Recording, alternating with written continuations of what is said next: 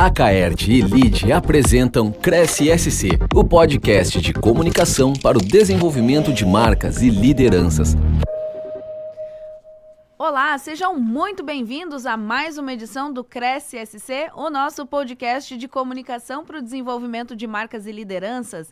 Eu sou a jornalista Melina Calduro, coordenadora de conteúdo da Rede de Notícias A Caert, e hoje a gente vai falar sobre gestão, sobre educação, sobre o Unicesusk, que esse ano completa 25 anos. E para essa conversa eu recebo aqui o professor Maurício Pereira Gomes, que é reitor do Unicesusk desde 2020. Professor, muito obrigada por aceitar o nosso convite.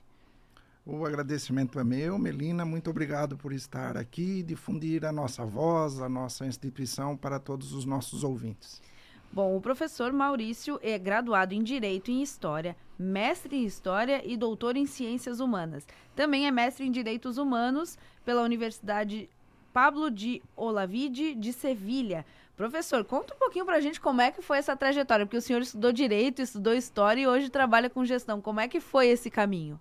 Eu comecei a minha formação profissional na Universidade Federal de Santa Catarina, estudante de Direito que veio de Blumenau para aqui fazer a graduação e ficou, tanto que aqui ainda estou.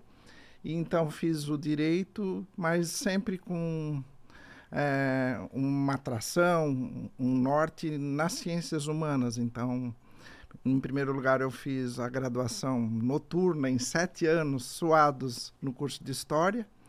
E à medida que eu fui me aproximando da história, até inconscientemente, eu comecei a estudar mais e mais no campo das ciências humanas. Advoguei por 21 anos, gostava muito do que fazia, conquistei muita coisa advogando, mas depois então fui para a História e mestrado, e depois finalmente o doutorado em Ciências Humanas, onde eu me encontrei, né? Assim, em termos de formação, uma formação mais generalista e também com um olhar mais amplo do campo das ciências humanas. O professor estudou bastante, fez essa formação, esse caminho todo, inclusive na Universidade de Sevilha. Como é que é para o senhor, enquanto profissional, se manter estudando também, né? Eu tive a oportunidade de fazer o mestrado na Universidade Pablo de Olavide em Sevilha enquanto advogava. E quando eu tive essa oportunidade de sair do país e ter essa vivência de 1 ano em Sevilha, as coisas ficaram mais claras para mim e ali, então, depois de 21 anos de advocacia, eu me voltei para a capacitação, para a docência. Aí eu comecei a dar aulas na então Faculdade Cesusk, e anos depois, por uma série de circunstâncias, eu também sou um dos mantenedores, que é como nós chamamos os sócios da instituição, eu acabei sendo escolhido, convidado pelos sócios, então, para assumir a gestão. Era para ser por um período curto, estou completando aí o ciclo de 6 anos na então direção geral, e de 1 ano para cá, como nós estamos na condição de centro universitário, daí tem essa categoria de reitor em sintonia com esse patamar de centro universitário. E como é que é essa mudança, né, de professor, de estudante para gestor, que é um outro papel também? É um aprendizado contínuo. Eu digo que eu tive um aprendizado intensivo, porque não estava nos meus planos assumir a gestão de uma instituição de ensino, então com 1.700 alunos, e aprendi de forma intensiva, mas eu acho que a caixa de ferramentas, essa minha formação interdisciplinar, né, que eu posso chamar, na história, no direito, e depois ampliando ainda mais para as ciências humanas, me habilitaram a ter algumas habilidades para cumprir esse desafio de fazer a gestão de uma instituição de ensino que tem muitas camadas, né? Você tem o relacionamento com os alunos, você tem o relacionamento com os pais dos alunos, tem o relacionamento com a equipe de técnico-administrativos e, claro, tem um relacionamento mais estreito com os professores, tanto naqueles que estão em sala de aula como são os gestores dos diferentes departamentos de um centro universitário. o senhor tem priorizado a ampliação de áreas estratégicas no UniCesumSC, né? Inovação, tecnologia, saúde. Então, hoje, o UniCesumSC foi inicialmente muito focado no direito, foi passando pela psicologia e hoje tem uma gama de outros cursos, né? São mais de 10 de graduação, a pós-graduação também é uma especialidade. Como é que tem sido esse crescimento do centro universitário? É assim, no Brasil, nós temos 3 categorias: faculdades, centro universitário e universidades. Então, nós, depois de 23 anos de história, nós adquirimos o direito de pedir o reconhecimento enquanto centro universitário. E qual é a diferença do centro universitário para uma faculdade? É que nós, com isso, conquistamos uma autonomia de lançar novos cursos.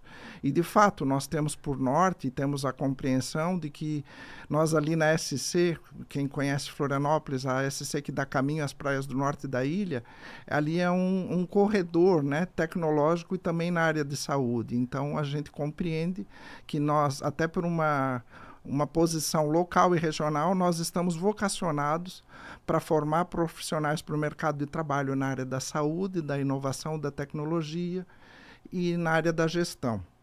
E como colocasse, nós temos o curso de Direito, que é o mais antigo, que surgiu em 2000, o ano 2000, então completa 25 anos junto com a instituição, psicologia, administração, análise e desenvolvimento de sistemas, marketing, produção multimídia.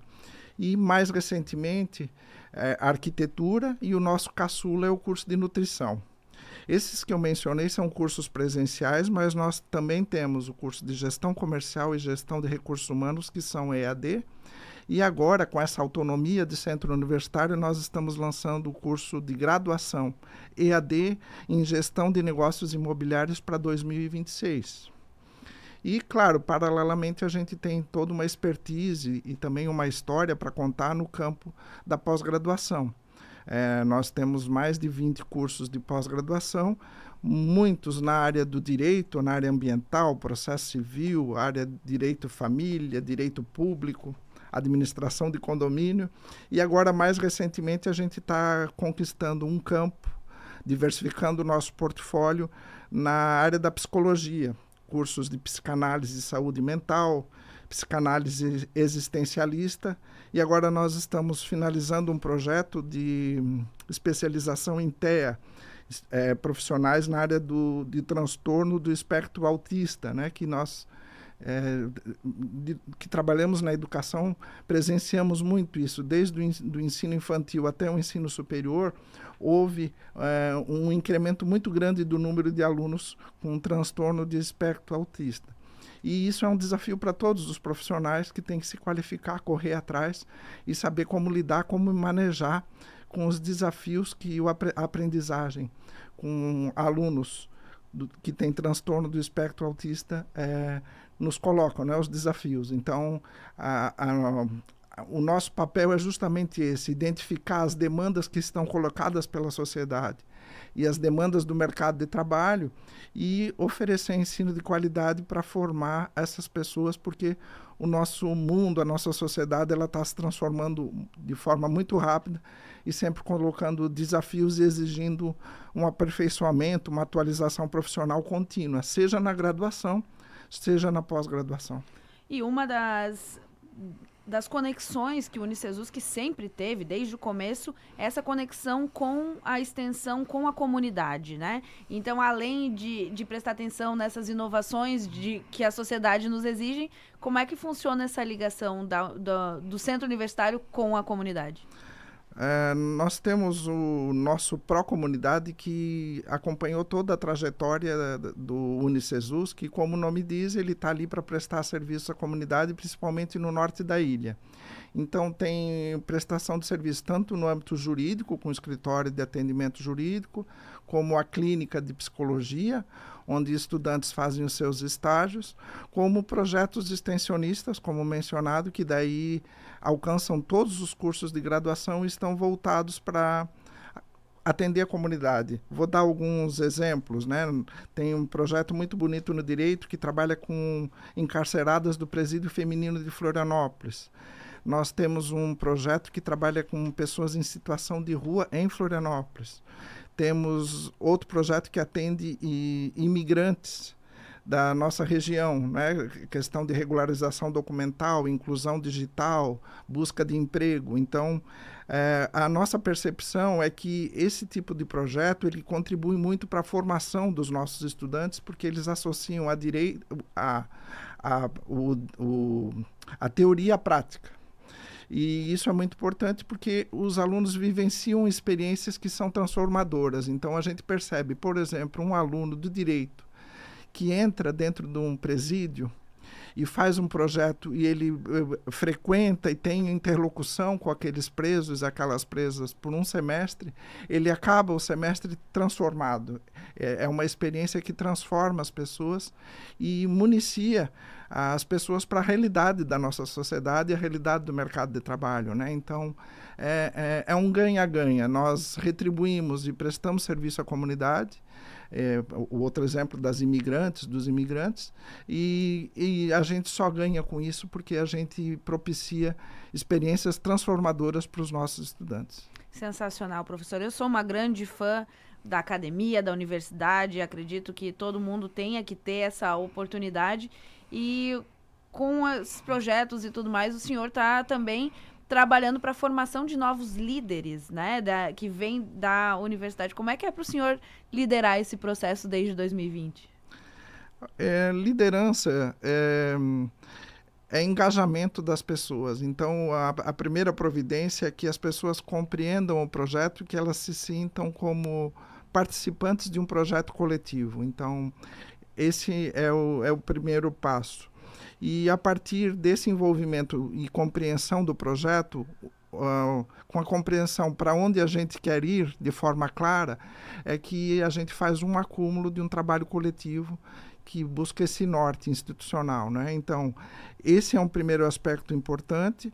O outro é o feedback, né? O retorno, sempre situar as pessoas para elas terem noção se esse é o rumo correto, se é isso que nós estamos buscando. E, claro, um terceiro ingrediente que é bem importante é conferir autonomia, né? Tanto no âmbito técnico-administrativo como no âmbito do corpo docente, dos professores do Unicesусc, eles têm autonomia para fazer o seu trabalho, para conceber, por exemplo, um evento acadêmico. Os professores têm total autonomia na relação com os estudantes de nos trazerem as propostas para o desenho desses eventos, né, para atender os interesses, as curiosidades, os anseios dos professores e dos estudantes. Então, essa relação ela vem de baixo para cima, não de cima para baixo, porque senão as coisas não funcionam. Professor, o senhor falou que foi acontecendo para virar reitor, né? E o senhor assumiu em 2020, ano que começou a nossa pandemia e teve que liderar num momento muito difícil, de muitas incertezas, mas que como a universidade, né, o Unicesусc já vinha sendo preparado, porque já tinha o híbrido, já tinha a educação à distância, como é que foi esse período e esse pós-pandemia também?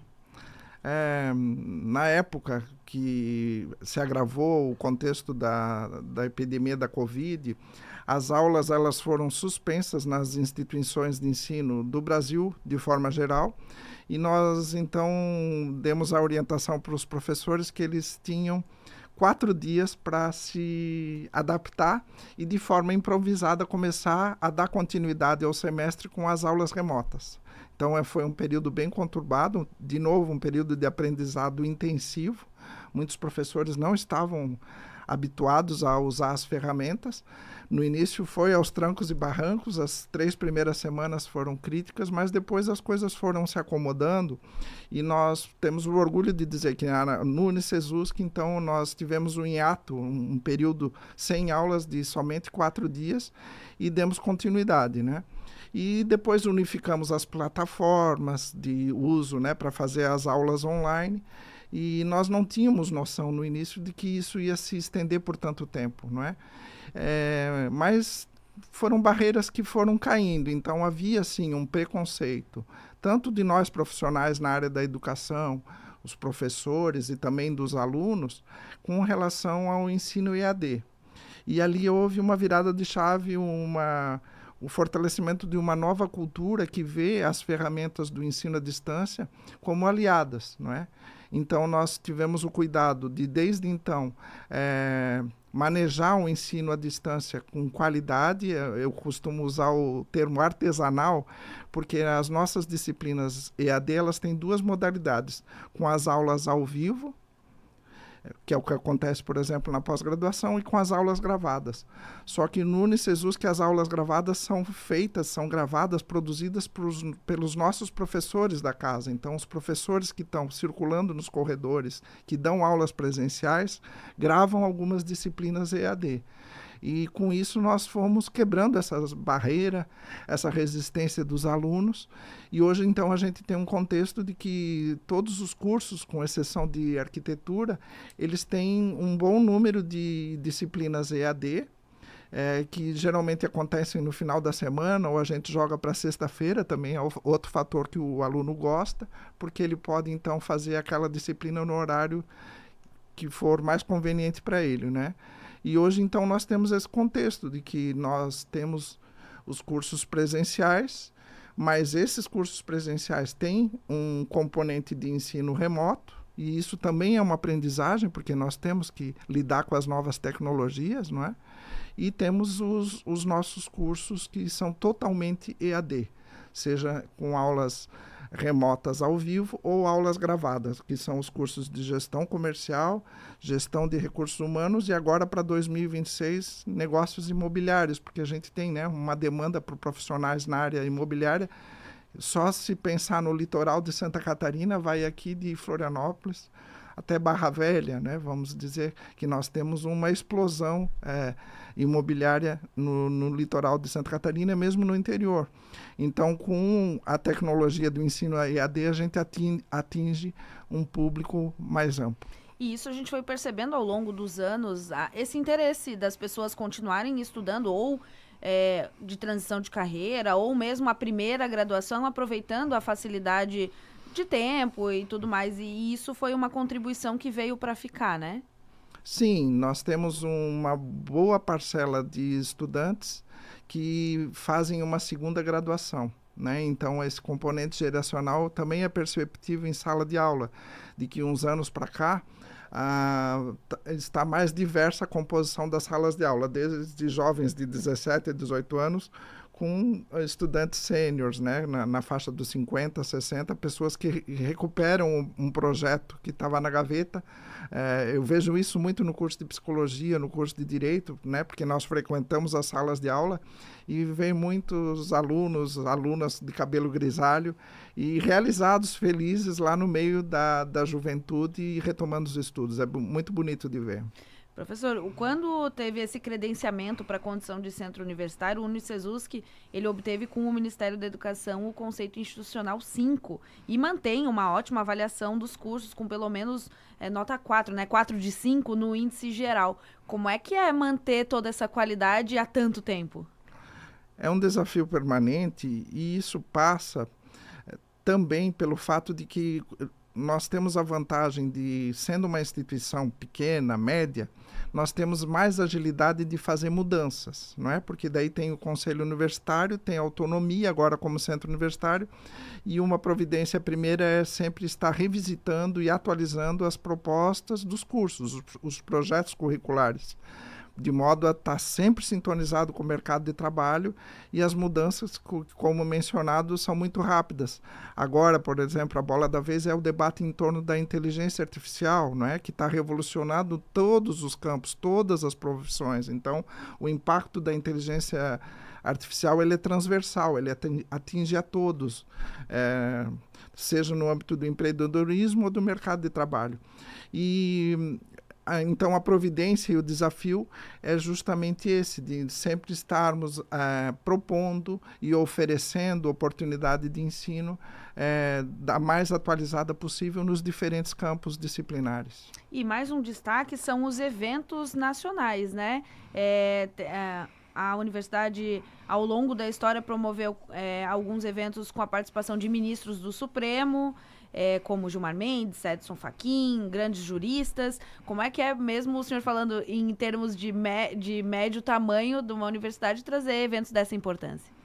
Sim, é outro desafio, e daí aqui o mérito, boa parte desse mérito é do meu colega e sócio professor Edmundo Lima de Arruda Júnior, que ele é professor aposentado da Universidade Federal de Santa Catarina, foi um dos idealizadores do projeto, né, desde quando surgiu, e ele tem uma relação de contatos e um relacionamento bastante estreito com personalidades do mundo jurídico nacional. Então, por esse conhecimento, por essa amizade com ministros do Supremo, nós temos essa oportunidade. Agora está programado um próximo ministro a receber a honraria de professor honoris causa, que é um título que nós concedemos para prestar homenagem ao ministro Dias Toffoli, que estamos ajustando agendas. Mas também fazemos esse movimento no âmbito da psicologia, no âmbito da tecnologia e da inovação. Então, no decorrer do ano, nós temos uma programação intensa de eventos e sempre procurando trazer personalidades, grandes referências no Brasil e às vezes também do exterior, nos diferentes campos disciplinares que a gente atua, né? Professor, isso traduzindo para a liderança é de extrema importância. Primeiro, o senhor trouxe um ponto de ter colegas de trabalho, pares, né, que tenham esse conhecimento complementar e essa comunicação com pessoas de diversas áreas para que consiga trazer ainda mais relevância para o UniCesUSC, né? Sim,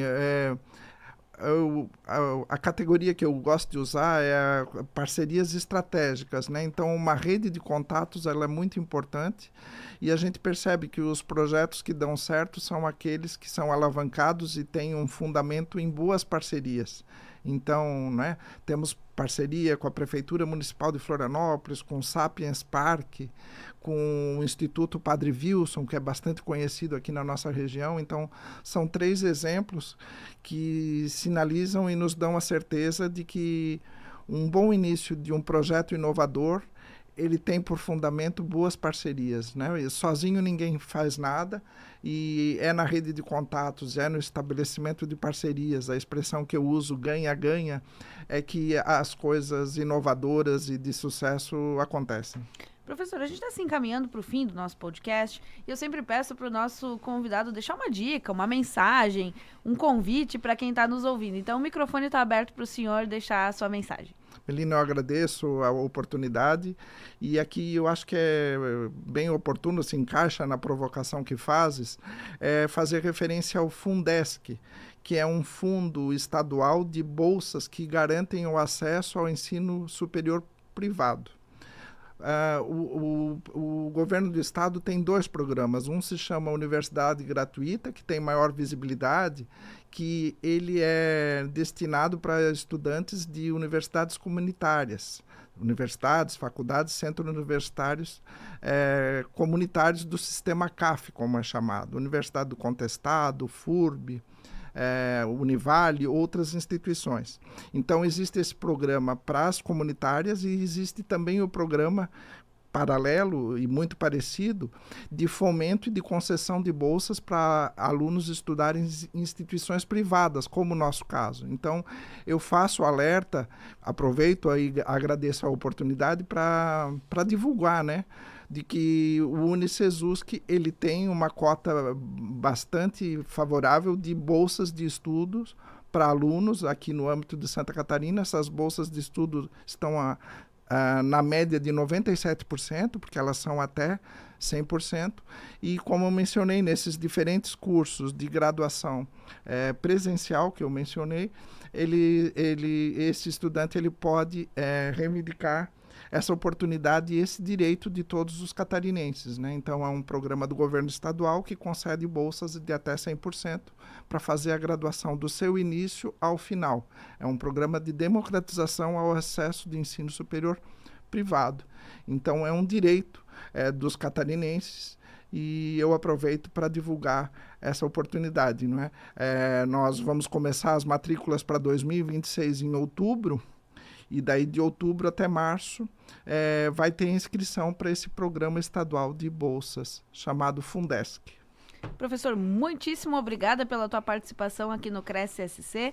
Eu agradeço também a você que nos acompanhou na sua rádio preferida e no YouTube da Acaerte. Hoje eu conversei com o professor Maurício Pereira Gomes, reitor do Unicesусc, e na semana que vem eu volto com mais histórias aqui no Cresce.